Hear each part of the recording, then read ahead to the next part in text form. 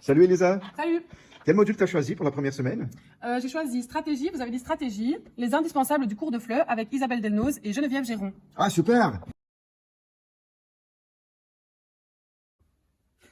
Préparer des cours, c'est pour les nuls. Je sais ce que je vais faire. Je vais leur apporter une liste de vocabulaire. C'est ça, ouais. Non! Mais une stratégie, c'est quoi? Tu veux aider tes apprenants à acquérir des connaissances tout en les autonomisant? Bah oui. Tu veux épater tes collègues avec des dispositifs de qualité? Bah oui. Une stratégie? Mais dis donc, c'est quoi une stratégie? Eh bien, je vais te le dire. Alors, une stratégie, il s'agit d'opérations qui vont être mises en place par l'apprenant ou par l'enseignant. Ça va dépendre un petit peu, on va parler de stratégie d'apprentissage et de stratégie d'enseignement, qui vont servir à venir à bout d'une tâche et à acquérir et à vérifier aussi des connaissances.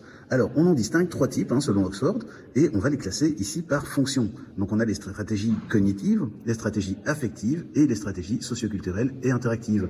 Les premières, ici, elles vont servir à vérifier, à se documenter, à mettre en place des raisonnements. Les stratégies affectives, elles vont plutôt jouer sur les émotions, sur la motivation, alors que les stratégies socioculturelles et interactives vont servir à mobiliser et à interagir avec avec l'enseignant, avec des collègues, des camarades, etc., etc.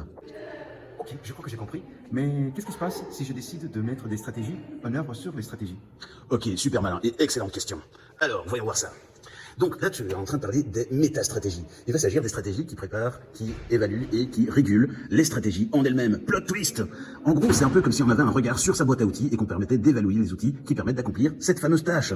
Alors, toutes ces stratégies et ces métastratégies, il y a des conditions dans la manière de les enseigner. Il faut d'abord les présenter, évidemment, de manière explicite. Il faut pouvoir entraîner les apprenants à les acquérir et à se les approprier. Et alors, les évaluer dans le sens où on va pouvoir juger de leur efficacité et de leur caractère approprié pour chaque apprenant. Ça reste quelque chose qui est de l'ordre du processus et qui va être propre à chaque apprenant. Ok, je pense que j'ai tout dit. Attendez, il faut aussi penser à la démarche actionnelle. La démarche actionnelle comporte 4 étapes. La sensibilisation, l'exposition, la construction du savoir et la production. Et ce sont les mêmes étapes que nous allons utiliser pour intégrer les stratégies. Les stratégies donc que nous venons de vous expliquer. Après avoir suscité l'intérêt des élèves autour de la stratégie, nous allons montrer son utilisation, l'entraîner avec les élèves et ensuite terminer par son évaluation.